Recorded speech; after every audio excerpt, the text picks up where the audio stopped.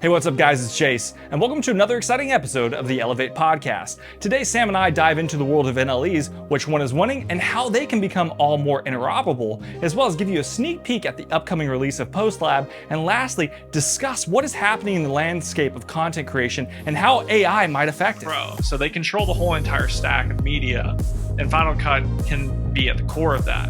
But CapCut is the ultimate wonder drug for beginning creators. Just focus on iCloud and its integration with Final Cut, because if you solve that problem, right, you're going to solve massive problems for every single person that considers themselves a video editor on the planet. You need to come to the Hedge booth. I will be there demoing this, but literally you'll be able to come over and see a Final Cut library or Premiere project relinked to two separate pieces of software and being able to open that same project through PostLab on each one of them. All right, so the end is the beginning, right? So this is part 2 of the State of the Video Industry podcast, but this is probably going to be the podcast where Jace and I are returning to our roots, which is how we started to talk to each other in the first place, which is about talking about the pro video post-production mess ecosystem world, delivery, all of the nerd stuff when it applies to content delivery. So this is us in our wheelhouse. I think the other places we're more exploring, but right here, this is I think we actually might know a couple things theoretically here. So we're gonna kick it off, Jace. I'm gonna throw a softball here, which is Apple, Adobe, CapCut, Avid, Resolve. Who wins? Who's winning? I mean, dude, you just went into the well of all the NLEs that people are currently using. So as you know, I have a major bias to our love of the Apple ecosystem, which is Final Cut. But if I'm being really honest, right, and really honest with myself right now, the one that's completely winning at the moment is CapCut, right? And you can look at this kind of objectively and look at short form content and how it's blowing up, through things like Instagram Reels and TikTok. It seems to be the dominant form of media that's taking hold over people. So CapCut. Okay, I'm gonna say. Is it the dominant form of media with people over the age of 20? No, I'm talking about by volume specifically. Okay, but let's really think about this, right? So because there's nuance to this question, which is I'm of the opinion that I don't think people will want to be consuming content the way they're currently consuming it in 5 years. I think we're going to hit the wall of ADD content where there's only so many 5-second things you can watch. Now, I could be wrong. And the pendulum is going to start swinging back the other way where, as you like to say in finance, we might take a flight to quality. Okay. So I believe in the romanticism of what you're saying. All right. Okay. And there's a difference between you and everyday consumers. And I'll be very specific about how I phrase this. That way I don't say it in a negative light, right? Which is you are an educated connoisseur of your craft, right? Meaning that you love to look at content from the lens of a filmmaker, whereas the majority of people who are consuming content are just that. They're consumers, right? They want to consume as much content as possible. And if you look at, just from film history, right? And you look at shot length, right, over time, and this because once again you're a film historian as well as a filmmaker, shot length has gotten shorter and shorter and shorter and shorter, right? There's no longer a Robert Altman, right, that's doing these oneers that have these long takes. Everybody wants these micro cuts. And Mr. Beast actually came out recently, and maybe you're right. I'm changing my answer in real time. He's actually come out and he's lengthened the length of his cuts. There was he just made this known a couple weeks ago that he was going to start lengthening his cuts. So maybe you're right. Maybe I just I'm going to say supply and demand, right? Okay. So scarcity typically rules the day, and my personal opinion is everybody is going to learn how to make a decent half-assed TikTok, right? Yeah. So there's going to be no edge there. What do you mean by that? Like, I don't want to just gloss over that. Like, you got to go deep. What do you mean that Okay. everybody can create their own Straight TikTok? up, we are entering a world where anyone can make a movie for a goldfish. And the reason I say a goldfish is because the average goldfish attention span is 6 seconds. And Okay. that is more or less where the average human's attention span is now. So in a lot of ways, we've been trained to be as about the equivalent of goldfish when it comes to how we scroll. Hence the doom scrolling. So like what I'm saying is everybody now is like the gold rush is who can make the dumbest, fastest, most engaging movie for a goldfish. And so at a certain point, everybody will have achieved that. And then everyone's going to wake up and be like, no one's watching my videos. I'm only getting a few hits on my 6-second thing and I don't get paid for it. And I don't even know why I'm doing it. And AI just made it for me because it's meaningless. So, and everyone seems to be choosing stuff that actually maybe had a little bit of thought put into it. And that is going to be the scarce asset, is content that actually separates from the pack in some way. In my view, I could be totally wrong about this, but I already know I'm leaning that way, which is I'm just like, there's such a glut out there that like the idea that you made a piece of content is meaningless. Fair enough, right? So what you're actually talking about isn't actually the content itself to a degree, right? It's about who can best market themselves, right? And a sea of just, everything, right? Targeting your niche. And right, arguably what we're doing right now, right? We're trying to appeal to our niche. We're talking about everything in realm of tech, cryptocurrency, and this But podcast. I'm actually not. So the funny thing is, Jace, I don't care if anyone really watches this. I know you don't. Yeah. I'm just I enjoy talking to you, and I find these conversations to be like valuable. So like if there's only 30 or 40 people that actually listen to this, like I'm kind of good with it. And the main reason for that is because I got like a massively long like response about, one of our shows today. And like, I was just like, well, that's cool. That matters. Do you want to share the response actually? No, I'm not even going to do it. I'm not even going to do it. No, I'm just literally like, we don't need to, I don't need that. But it's like, I'm not doing this. At a certain point, you shouldn't do this if you want to get famous or you want to market yourself, because really it means that you don't actually have anything to say at a certain point. So I think people should spend more time figuring out if they have anything to market, because if they do, then they are more likely to succeed. But all that being said, I'm curious what you think about that. I mean, what I'm going to distill from what you just said is you believe that authenticity should be the focus of anything you try to achieve in this industry, right? The industry of, thought. Because I don't know, like what you're saying is like, it really resonates with me. And I think why we've always found each other so, fascinating, why we like pursued this friendship, is I knew I could always count on you for originality, right? And authenticity of what you believe, right? You were never going to try to like, appease me. You're always going to try to challenge me and challenge my thoughts and help to strive that we could both come together and figure out like what is the truth of what we're trying to discuss. So yeah, I agree with like the overall sentiment of what you're putting forth right now. But it's also the other way is just boring, and it's been done, and there's too much of it. So it's over marketed. The glut of like, I word vomited stuff in front of my fancy mirror and told you to buy this thing that's going to give me an affiliate code for it, and I'm so clearly bought and paid for that, like it's meaningless. And I think at a certain point there's diminishing returns there as everybody learns how to crack that code. Authenticity is very hard to duplicate.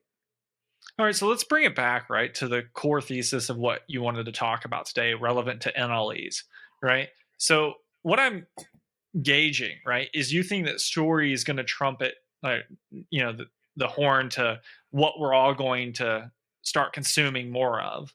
And based on what storytelling is authentic, will drive the decision of what NLE reigns supreme? I think yes. So I'm going to make a play for CapCut's winning right now, Okay. the same way that Snapchat was the dominant platform a few years ago. Okay. And what happened with Snapchat was that like they had nowhere to graduate to. And it's not that no one uses the platform anymore, but CapCut is the ultimate wonder drug for beginning creators, right? It is the thing they're like, I want to make a TikTok. Oh, look at this cool thing. Boom, boom, boom, boom, boom. And it goes up. But here's the thing. And they might win, in my opinion, if they can figure out how to level this up into a higher end content creation tool. If they can figure out how to get people to graduate, much in the same way I wish Apple would actually tout its own iMovie to Final Cut workflow. Yeah. Because that's the advantage that Apple has had, but they've so thoroughly dropped the ball marketing wise when it comes to actually telling that story and how these things connect together and but if you really want to play out who is best positioned in this story, it's Apple, because they have the device, they have the aspirational content receiving device, which is the iPhone. They have the ideal content creation device for younger creators, or the all-in-one shoot and edit machine, which is the iPad.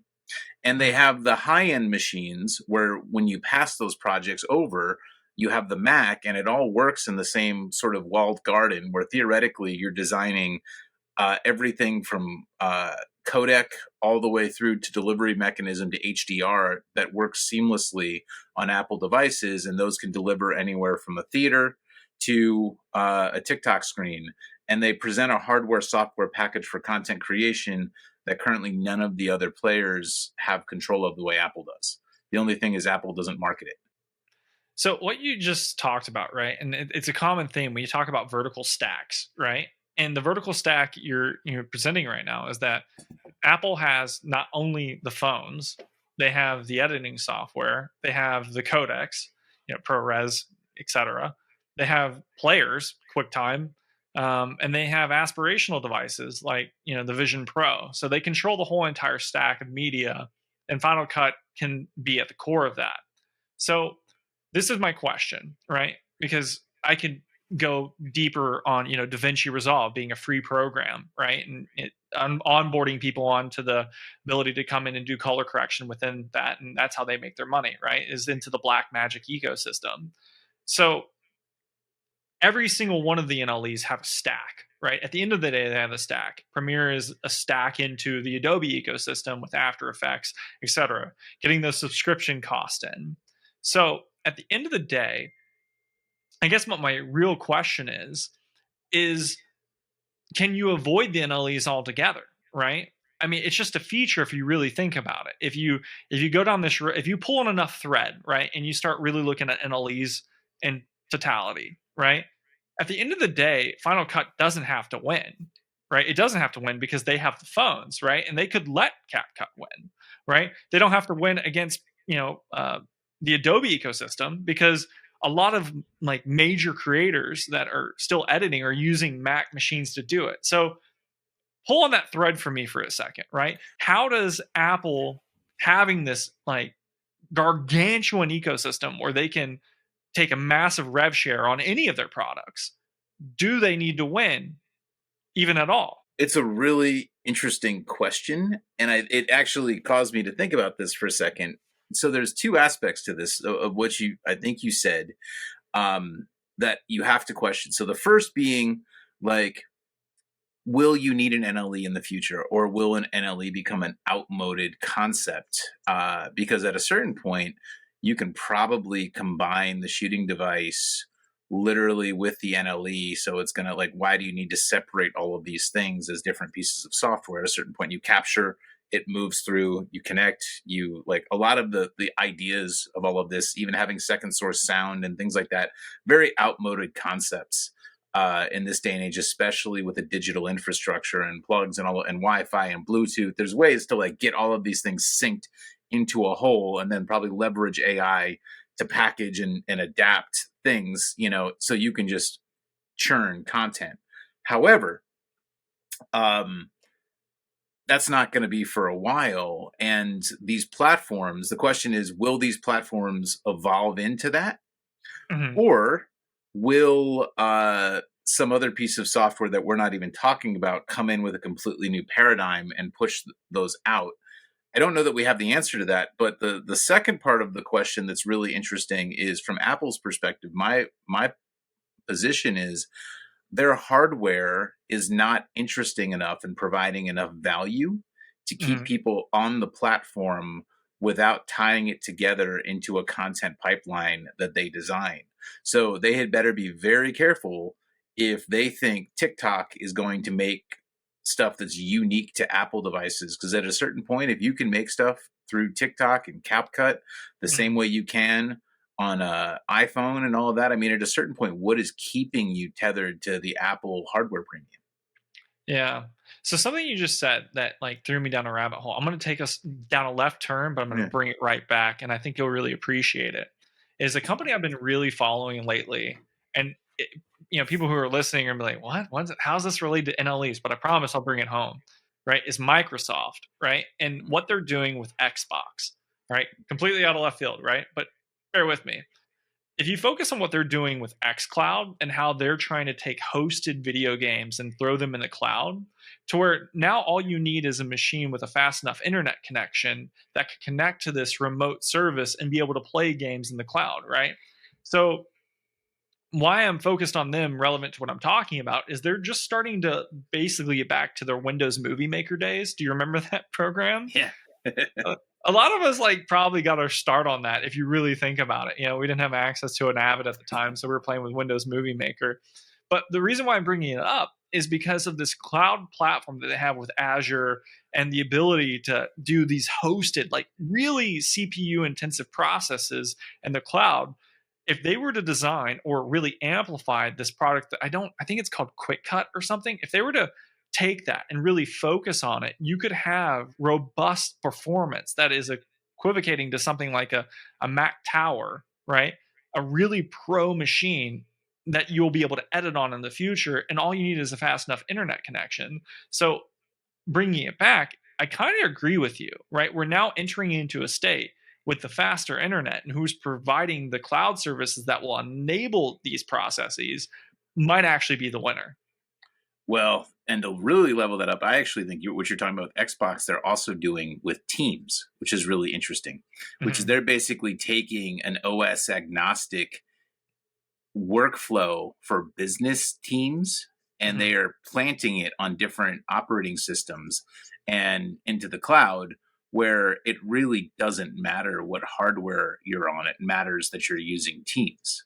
And so what's happening is, in a lot of ways, workflows are now starting to win over hardware or software. So it's like, what are you trying to do, and how do those things connect in the best possible way?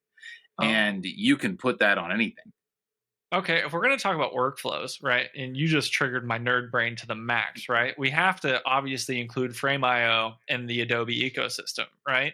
Because Frame.io is doing some incredible stuff, and I know you were at the forefront of this. You're basically probably like a beta tester with camera to cloud and that technology, and how essentially we were getting dailies in real time and able to edit like really like instantly, and never having the ability to do that, it kind of blew my mind. So I'm actually curious, because I'm going to shift into the Adobe ecosystem. What do you see happening with that? Because those workflows are starting to get crazy. And I don't know if you just saw this. I got an email, or maybe I saw one of our mutual friends actually did. It was Patrick Southern posted on his LinkedIn today that Frame.io is about to do a big announcement. And I was like, oh, this is going to be very exciting. They're dropping something on Tuesday. It's Tuesday. Yeah. So I truly don't know what it is, so it's fine. I'm perfectly able to talk about it. My instinct is that it will be something around managing assets as well, and really looking at cloud workflow and how those things connect, and leveling up what people do with all of the media they're storing in the cloud, connecting it with camera to cloud, and turning this into a pipeline. That would be what I would do if I were them, and there's a big hole in that market, especially as it connects into the Adobe ecosystem, which is like, hey, so you're capturing your media, but like, how does this all connect into my Adobe software? Okay.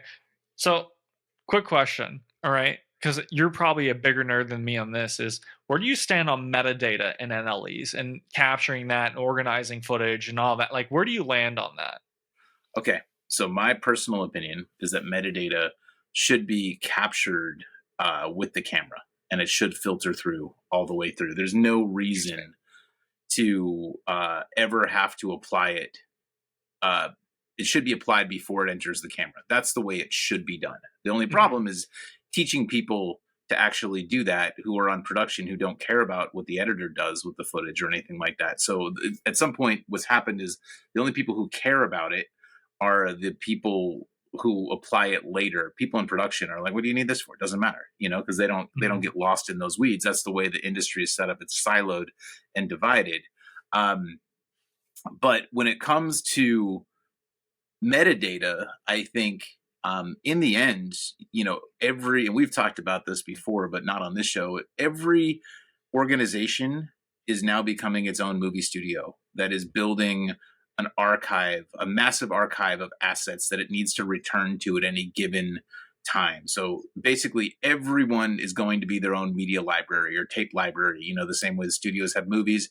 Every company, corporation will have to find that clip at some point and be able to work it in and use it. So really the question is, people can build this pipeline, but the thing that people really have to build is their naming conventions and sort of the library or Dewey Decimal System inside their own organization so that they can figure out how to communicate with each other with the metadata so it can be leveraged properly.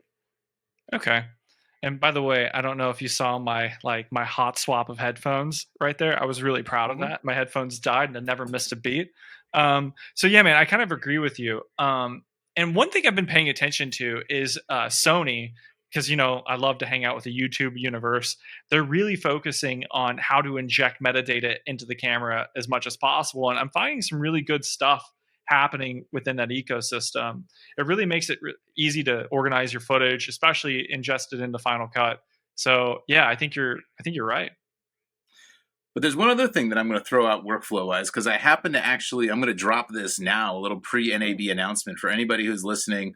Paul at Hedge, if you get annoyed with me, I'm sorry. I'm just going for it though, since it's in beta anyway. But the new PostLab is doing something really interesting workflow wise that I think is going to be a little bit disruptive throughout the industry for a couple reasons. So right now, every decision you make, so similar to the Apple, and the reason I'm tying it in is because it ties into this larger connection of your hardware currently determines how you work, right? So your hardware, or in many cases your storage, you have to think about your storage first, right?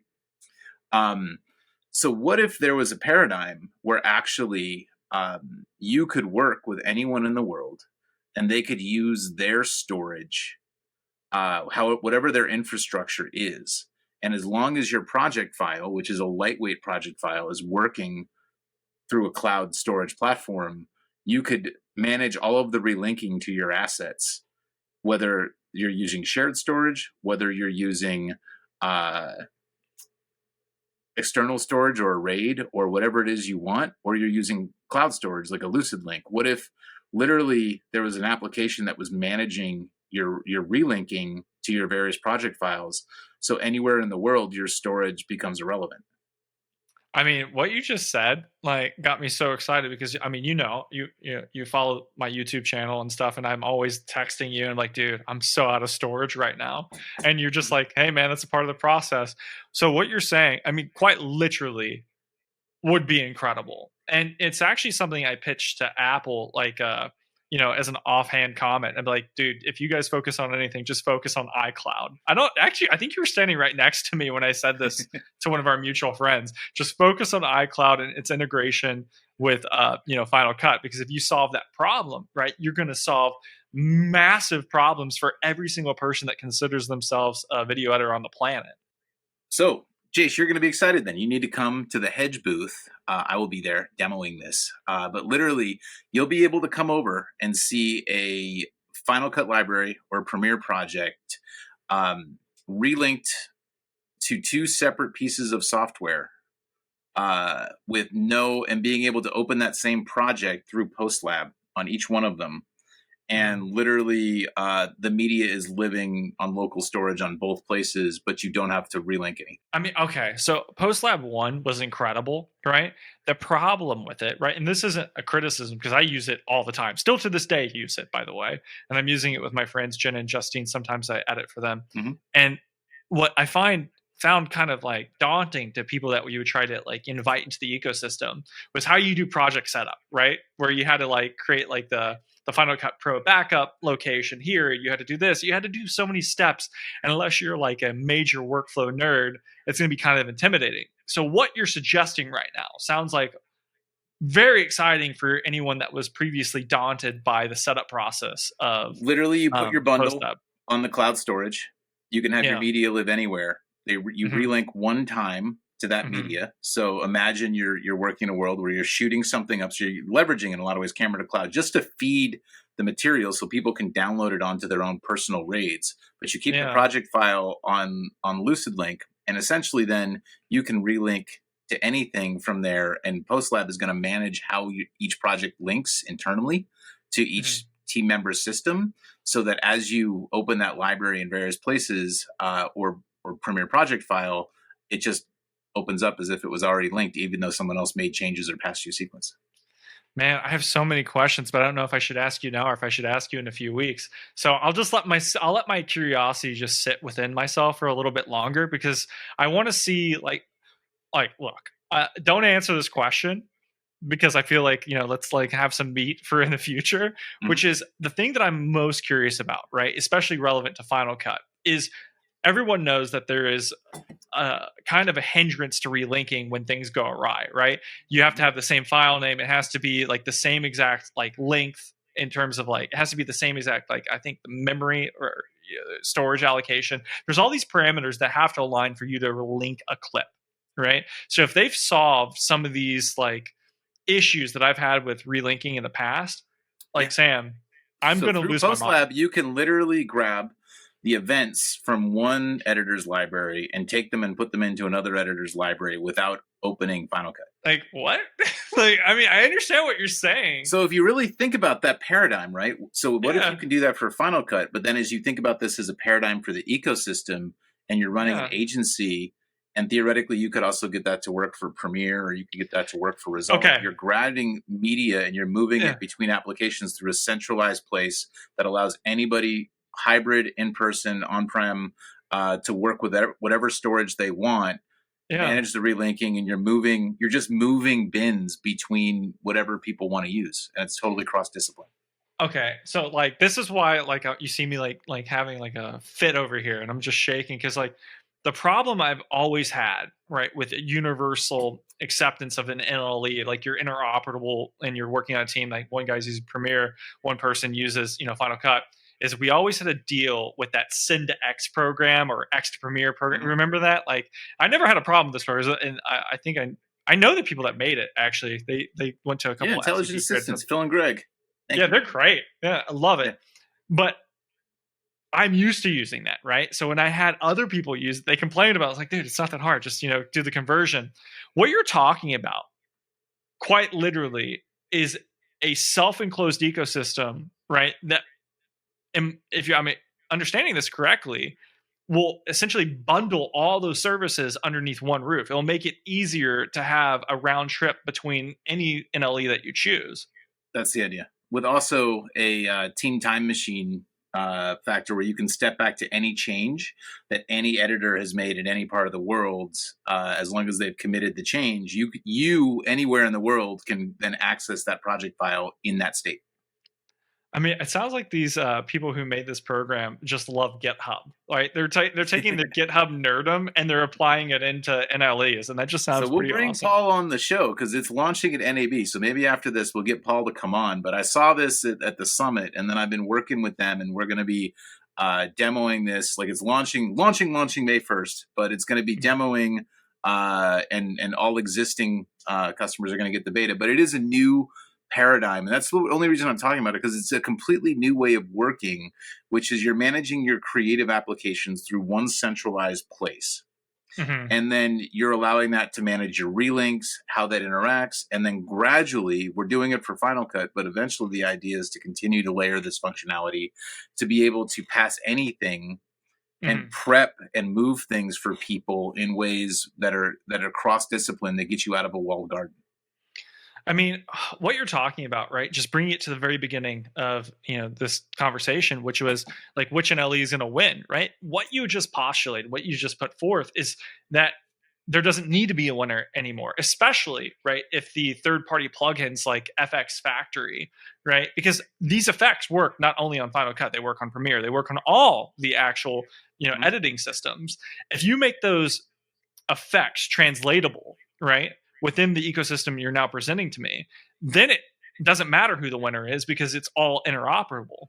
It Which, by sounds the like way, Head should have a conversation with FX Factory. well, I know Nicholas very well over there, so we probably will do some of that. But the other cool thing is it also works for motion projects, right? So when you consolidate your motion media in a Final Cut library, you can easily be moving plugins anywhere in the world and templates that automatically become usable. Yeah. Oh my God. Okay. So I'm really excited, and this is at when we first launched the television network that we had globally. We used Final Cut as our engine to edit the channel, right? All the content that went on the channel. And I use motion libraries as the template process to create all of our bookends, our bugs that ran on the channel, all of it. And what was fun about that is that I always had to like email like across the planet these motion, and I had to teach them how to install them, the plugins inside their local libraries. And what you're just describing to me would have saved me so much time. And I'm really jealous that it wasn't invented back in 2015.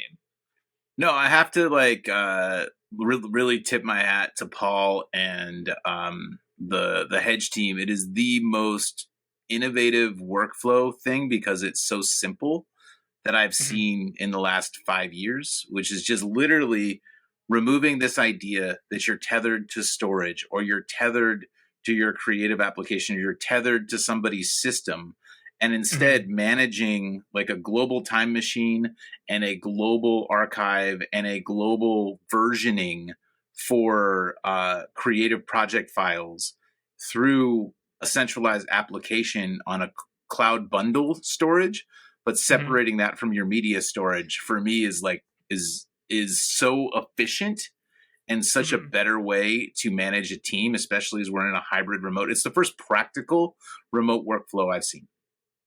Yeah, the thing I'm really curious about is versioning of the actual edit suite that you're using.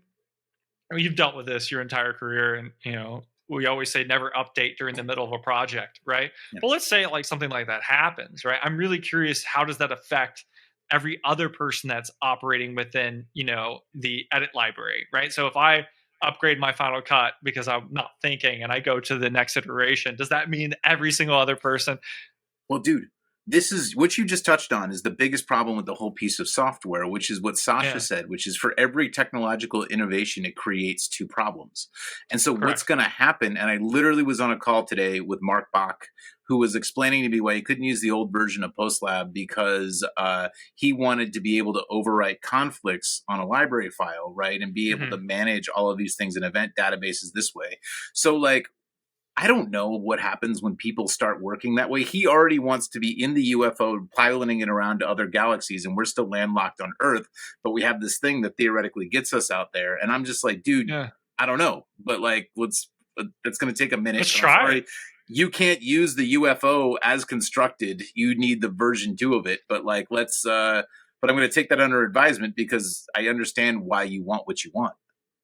Yeah, no, I'm just fascinated by like because, well, I guess what I'm kind of getting at, right, is in the past, and this because you've been on Final Cut for a long time, right? Is the problem I'm describing didn't even exist because you couldn't essentially team share a library, right? And with the Mhm. advancements in PostLab 1, right, we finally have that, right?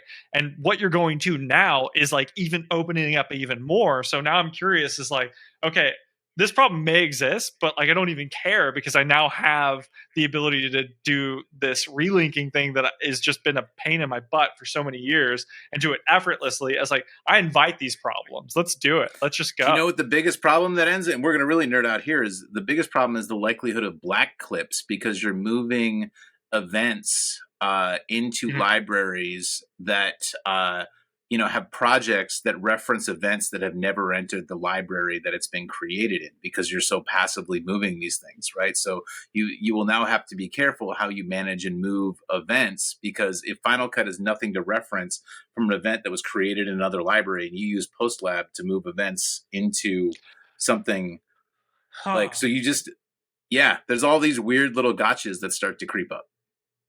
Yeah, because I mean, you have the ability to copy the footage to the library, or you can leave the footage in place. So if you're leaving the so I can move a timeline that has clips referencing a library that you created, but I'm like, oh, I just want the timeline with the sequence and a couple of these bins, but I'm missing some others. So now those clips, even if I relink, show up as black spaces because they're referencing events that have never entered, that don't exist. Yeah, so basically what you're saying is you're really going to have to watch before you hit that final export. You're really just going to have to just really watch it. Well, yeah, I mean, this is where you're creating global workflows, right? But this is the interesting part of it, is now you're creating global workflows and ideally cross-discipline workflows that are easy to manage, step back in time. The nice thing is you can do a time machine change, but fundamentally, this is the paradigm that we're moving into, which is like, how do you collaborate with people, whether you've got a home office, you've got a on-premises office, or you're doing both, and you're collaborating with collaborators that never existed in the office. What is the workflow that you're managing between everyone's storage, right? Nobody wants to pay the cloud storage fees, endless terabytes that you never actually own your storage. Shared storage typically only works on premises. Direct attach doesn't work in that setting until now. And so how do you manage everybody having their own infrastructure and separate internet speeds and all of these various things into a reliable workflow? And the only way to do it is to have a central nervous system that allows any collaborator to use whatever infrastructure they currently have the way they want. Yeah. All right. You sent me so deep, and I have to drill back out. I have to come back to earth, because I mean, if you send me any deeper, I'm going to start asking about how the codecs work and all this stuff. And I'm like, well, let's just calm down. So, well, there's no codecs because it never touches the media. It never touches the media. That's the whole thing. It doesn't. The media lives wherever it is, and it's linking onto that storage. But PostLab never touches the media. You know what I think is going to happen now that we're just talking about it, to get to media conformity?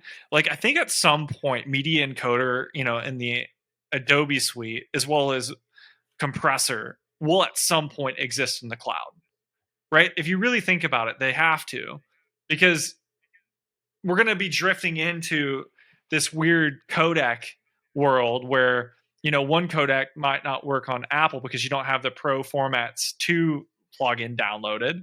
Or if you're operating with, Premiere, like, do they work with MKVs? I actually don't even know. Well, and also if you talk about PCs, right, they suck with ProRes.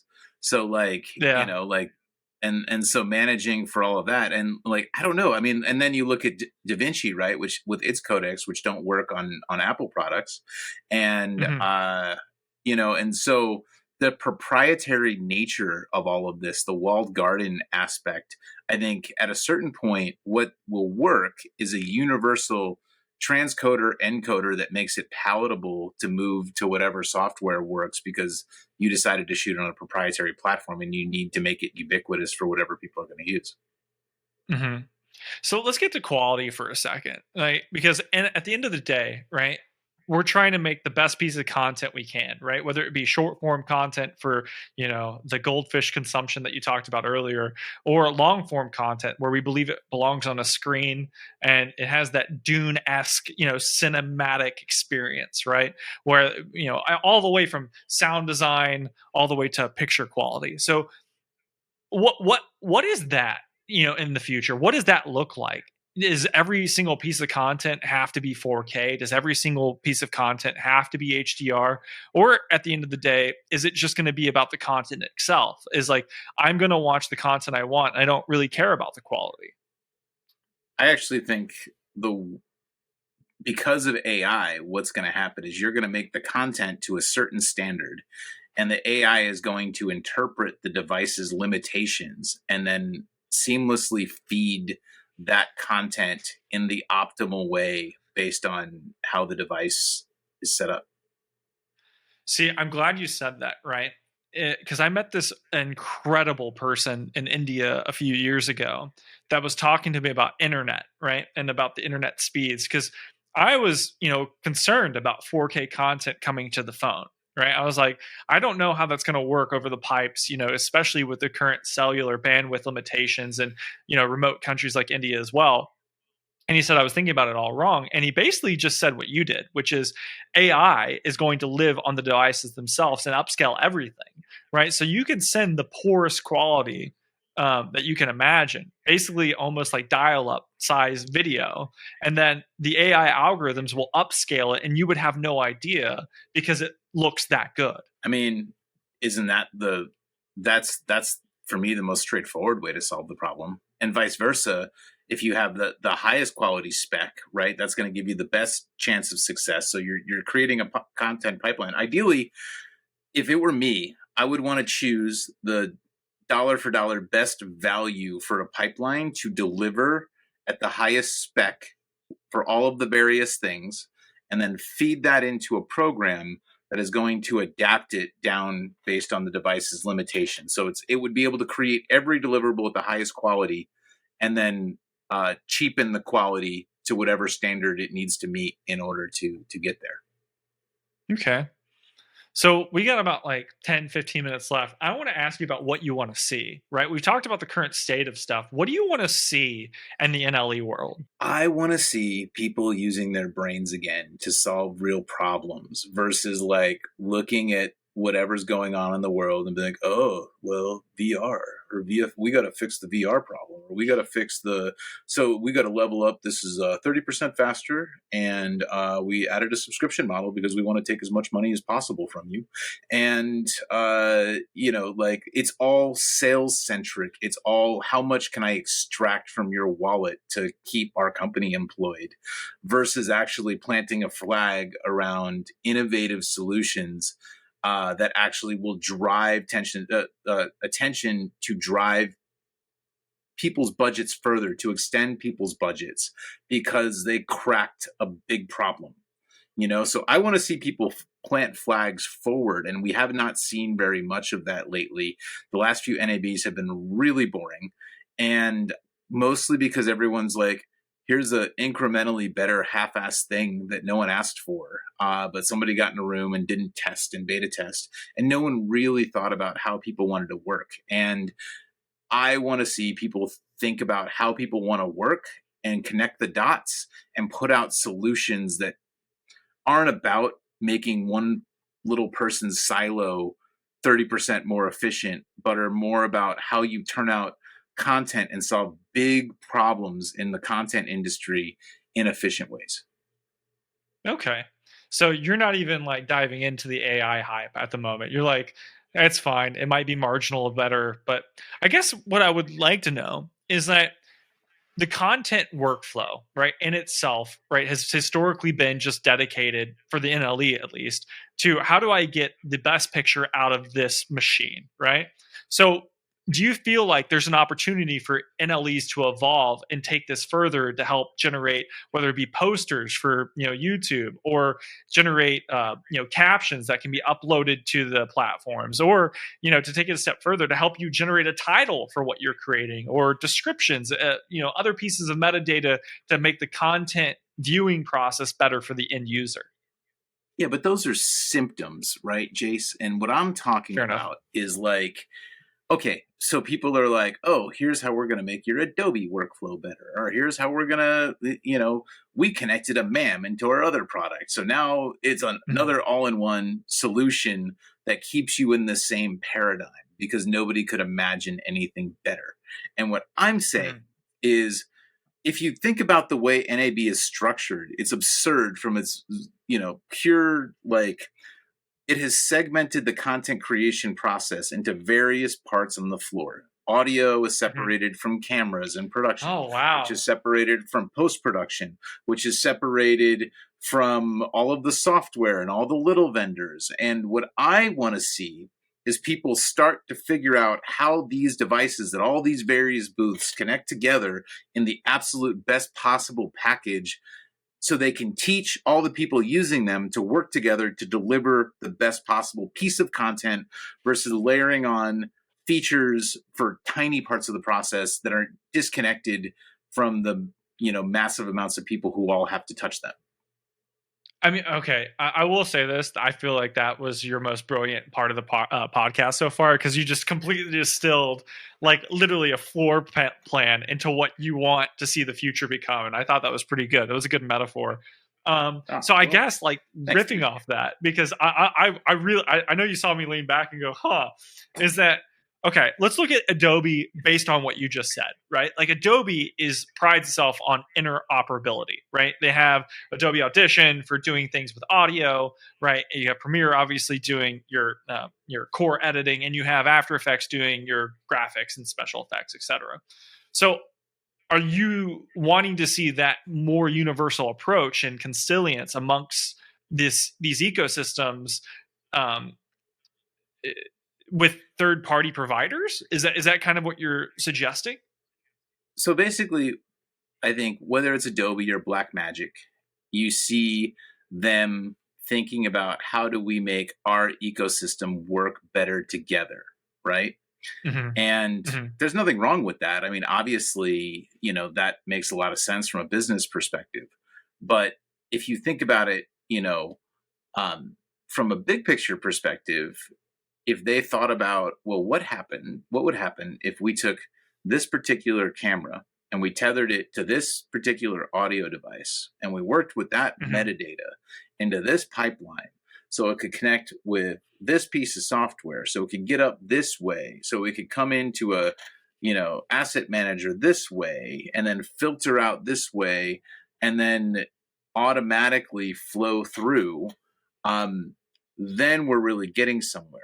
Because I don't need Adobe apps to work better with each other. I need them to work coincided with all of these various devices in a teachable, repeatable workflow that I can get production and post-production and distribution equally on the same page about. Okay, so I'm going to try to translate this because I feel like I understand where you're going. And it's much like what Apple was just forced to do with Lightning cable, right? Like they're now having to use USB-C, right? There's a standardization process that's happening within tech. And for the most part, it's better for the consumer, right? You don't have as much e-waste.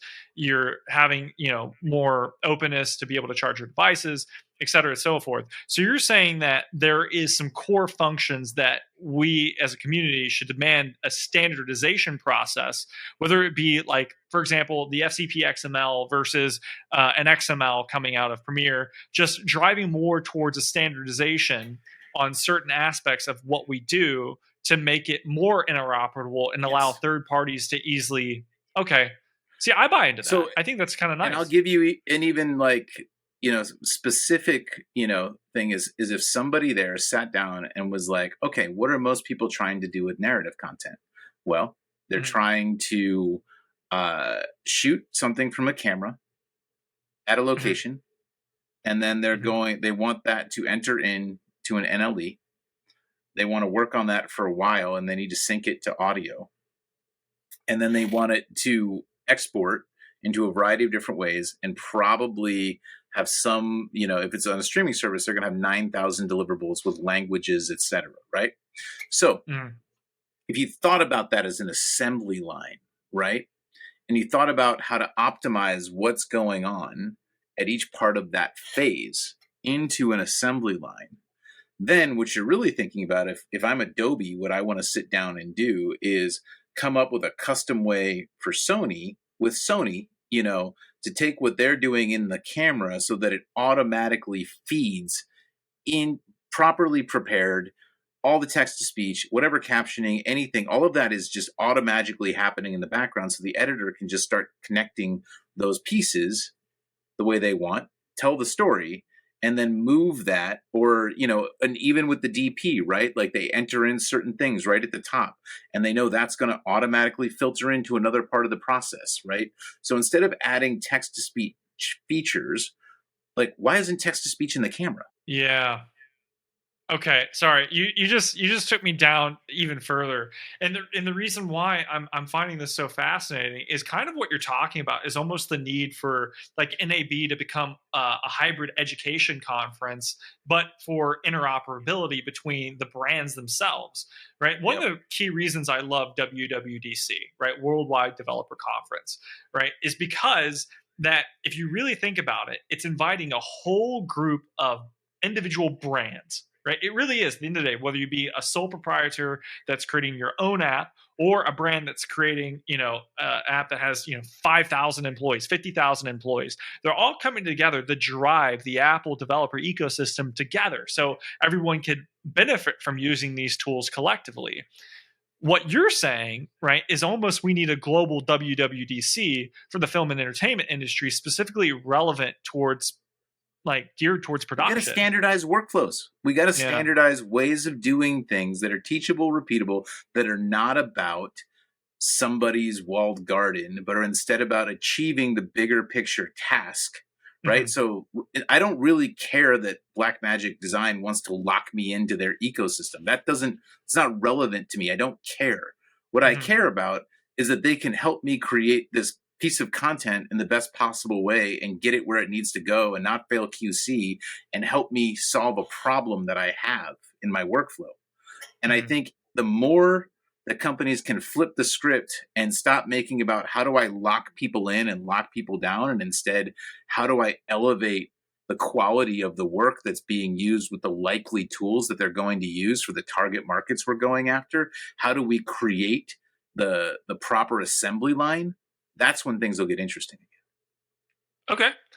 All right, dude. I buy into that. Yeah. It's just how do you uh make that change even begin to start, right? Like I understand how Apple did it with WWDC is just running with this example is because they control the whole entire ecosystem, right? The vertical stack we're always talking about. And how could you like do that? Like I know there's the IEEE that you have It's really NAFD. not hard, honestly. Yeah. Like all these places, they have lots of money, right? So like why Mhm. aren't you hiring creative people with different disciplines to try different workflows and see what's broken, and then, adapt and like do this stuff. It's like it's just R&D. Mhm. Basically, they what you're saying is they should hire us as lobbyists amongst all the companies just to find that interoperability.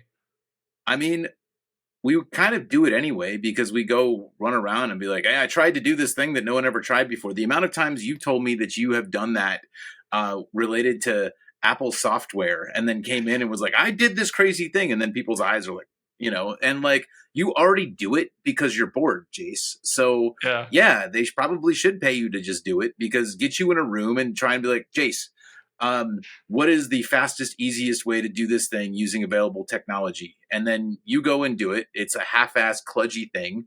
And then people are like, oh yeah, but that's way faster than people are currently doing it. And then you optimize that, and then it becomes a process that's teachable and repeatable in the industry. Well, the only problem with what you just stated is you and I are just both so like we have to do it now. We just end up telling everybody our ideas for free because we're so upset. We're just like, hey, I just did this. Like, this is how I did it. Like, can you just put this in the next release? Thanks. Like, we kind of have a problem where we both do that and we do it often. Yeah, but the way I also look at it too is like, are either of us broke? No, we're good. So like, whatever. Like Yeah. I kind of want things to just be better. And so Yeah, I me don't too. care. Like, please steal this idea. Please, if somebody wants to go out there and figure out how to get like companies to stop fighting with each other and ruining the experience of the average artist, Yeah. please steal this idea. Do it. Go. Just take it. Just take it. Yeah. Yeah. Yeah, you know what? Maybe we should just tell them right now. Sam and I will work for free. Just make it happen. Like that's our new No, motto. I'll work for a No. percentage of the profits that you Oh, generate from my ideas. okay. And that's or maybe you don't need me either way. But I think the reality is, I think artists should be compensated. But I also think if there's money to be made, maybe we can set up a smart contract or something. Oh, Jace. The weight of my heart, Sam. The weight of my heart. There it is. Maybe you should be my business manager, right? Like I should just like hire you as my business manager / co-host / No, because what's going to happen next is we just sat through and we got into my wheelhouse for a couple episodes. I want to flip the script on the next one, and we can get into the crypto side of things and just how you. I want to get in there because I think this is fascinating. No, I just believe in things, dude. I don't know. I just get really passionate, right? I just get really passionate. Well, no, it could be authentic, but that's what I want to get to with you next, because I think that is sort of your secret talent, and I want to actually spend some time unpacking some of that, and then and figuring out how that because frankly, if you want to save the artists of the world, you can teach them how to like leverage their enthusiasm for technology towards shared profits and smart contracts that elevate everybody. It's a crazy affiliate model. But you ready for it?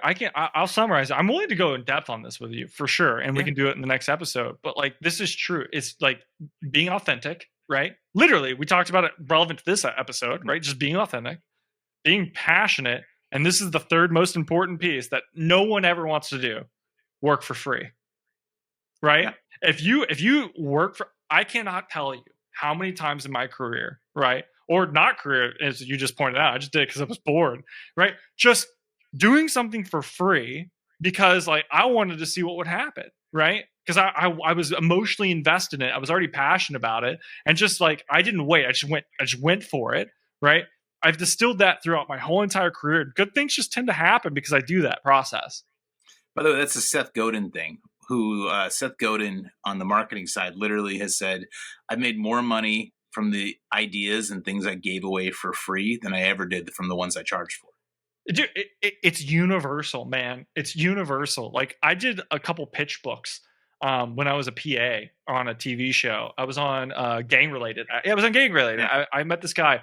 His name's Nelson McCormick. You should look him up. He's awesome. This guy's great. And I just made a couple pitch books for him because he's like, hey, I have this movie that I'm doing, over here. It's probably going to come out in like 2 years, 3 years. I was like, I'll make that pitch book for you. No problem. He's like, you can do that? And I did it. And like, he keeps bringing me back to make pitch books for him. But here's the thing, Jace, you know why? Because here's what happens when you do it the other way. And this is why people like to work with you is when you go do it the other way, you go in and somebody's going to sit down across from you and they're going to convince you that they're the expert and you know nothing and you have to listen to them. And then you put the quarter in the meter and it keeps going, and they hoard their knowledge as a means of holding leverage and power over you. And what happens is that's a really not fun environment. And that is enterprise marketing. It is how these things work together. It is counter to progress, but it is a mentality that everyone's taught to do. But the flip side of it is, if you really figure things out, and this is kind of where I landed, is I actually just don't care anymore. And if you can leverage that part of it towards things that you want to do and solve, and you're just like, I'm just doing this thing. Anybody want to do this thing? Oh, look, I cracked the thing on how to do this for a fraction of the cost of what everyone else is doing. Do you want it for a fraction of the cost of what everyone else is doing? If you do, cool. If you don't, fine. But like, it's a far better mentality to operate in the world with, and you have way more fun. And then, it's having momentum versus needing to hoard other people's momentum. And that is why it works. Yeah. All right, Sam, close us out, man. We are at the hour, right? I see the ticker. It's in the bottom. It's saying we're at the hour. So close it out for us, man. What you got? You got some wisdom? I feel like you're like my little sage, right? Like you just drop stuff on me and people don't see the moment after, right? We hit end record. And I just sit by myself for like 5 minutes. I'm like, okay. All right. Well, look, I'll leave it to you as my personal philosophy on life at the moment, which is, don't wait. Like literally, if you think something is cool or whatever it is, just go and build that momentum. Because if you sit around waiting for everybody else to like pull their head out of their ass and like do things, like your actual advantage is being able to work quickly and move through ideas, and then it's going to generate a self-perpetuating thing.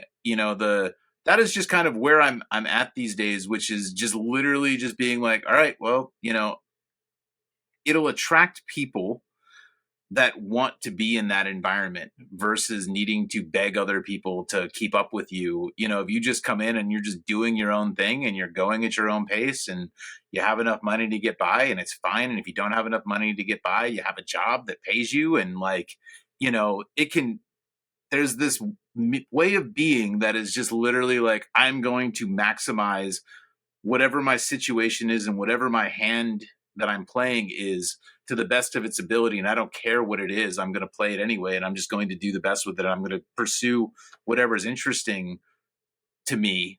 I mean, it's kind of an unbeatable, you can't lose with that strategy is sort of my perspective. So, you know, with that in mind, Jason, I'm going to throw it back to you to sort of close the show, which is like, literally imagine you're working in a world, and you can answer this question however, is like where you sat down and you thought about what was important to you, and you just started to work on projects with other people who had different pieces of the puzzle with you. And there was just sort of a mentality of like, we're going to build a better boat for all of us that's going to harvest a lot of money, and then we won't need money anymore because everything just works together, right? And you flip that versus the way our world currently works, which is a scarcity model, which is I'm so insecure and terrified that I need to take from everyone else, and I need to like harm everyone else, because if somebody gets up, you know, it's like the crabs in a box. Like, do you know why crabs can't escape a bucket? It's not because they can't get out of the bucket. It's because the other crabs pull the crab back in. Mm-hmm. And that is the mentality in our industry, because everybody is so scared. So I'm just saying, don't play scared. And what would it look like, Jace, if you did not play scared? I mean, it's going to be, I would completely eradicate a fiat-backed system. That'd be like the part one, right? Because it actually filters through everything we do in life, right? With the silent tax of inflation, et cetera. And I won't go down the rabbit hole too much. I'll keep it closer to content, right? If we rid the world of the fiat system and we make a world for what we do in content and make it a microtransaction based on your viewing time system, that would be far more interesting to me, because I want artists to be rewarded, right? And what's great about NLEs is they're the brain behind facilitating these things, right? So that's what I would change. No more fiat system, microtransactions, and the ability to reward content creators on viewing time instantaneously with streaming payments. All in. So my simple point is, if you knew that is the like 50,000 foot view, and then everything you're doing is just a little workshop that's going to iterate its way sort of towards that goal in the cryptocurrency space and how that connects with creatives and artists, like there's just limitless things to do around this until that problem is solved. So you can have a very good time, but also if you actually figure out how to crack that problem, it becomes enormously profitable, because you created an entirely new and abundant way for artists to participate in the world. So I'll list a little bit of alpha. I figured it out. I'm working on it, and you're going to have a major announcement about it pretty soon. All right. Well, maybe that is, I'm looking forward to that podcast. So I'm going to ask the questions next week, dude. You're going to drive. Yeah. We might have to have a guest, right? And I'll give a little bit of a preview. It is a few years ago. I met this man named Richie McCord. He's a great friend of mine. He spends the night all the time, right? He lives in Ojai. So I invite him down for weekends at a time, and we just code. We code, man, and we have a great time just building. Like, we're builders at heart. Well, this man that you've yet to meet is built something incredible, and I can't wait for the world to see it. I can't wait for that. I'm stoked. This is the first I'm hearing about. We are dropping bombs here, Jace. I love it. Yeah. And the truth is, if it's actually what this is, I mean, like, you know, the worst thing that could happen is we like all got together and like figured out how to add to this project for the collective benefit. And, you know, you're just literally like, I mean, if you're wrong and it doesn't work, like, what's the worst thing that happens? Here's the thing. I'm certain it's going to work. I've never been more certain about anything in my life. Like, this is going to work. Well, that is the cliffhanger that we're going to leave this on. That is the best possible cliffhanger. Yeah. So maybe we'll have him on as a guest. But anyway, I think that's it, man. Like, give the button, right? Like, though, you know, thanks for coming to the show. Like, you haven't done that yet. I want you to do the thanks for coming thing. Hey, thanks for coming to the ELAV8 podcast. This is Sam and Jace hanging out and enjoying a hour-long conversation, which for some reason you're listening to, but we appreciate it. And if you're curious and you want more, or there's different topics you want to hear us talk about, please let us know. We love feedback. If you think we're smart, awesome. If you think we're dumb, great. Let us Even know better, what you honestly. think. And like, if you think you make a good guest and you've got a particularly interesting thing that you want to talk about, and it's relevant to some of these topics that we're doing, let us know. Cool. Peace.